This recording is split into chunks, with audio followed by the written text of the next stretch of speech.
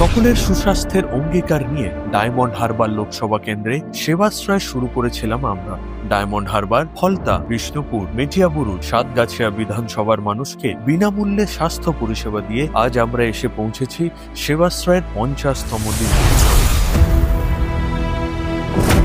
গত 12 ফেব্রুয়ারি থেকে 10 দিন ধরে সাতগাছিয়ায় সার্বিক সাফল্যকে সঙ্গী করে দুর্বার গতিতে এগিয়ে চলেছে সেবাশ্রয় শিবির। মোট 1,21,497 জনের উপস্থিতি ছিল সেখানে। 88,206 জন উপকৃত হয়েছেন বিভিন্ন স্বাস্থ্য পরীক্ষার মাধ্যমে।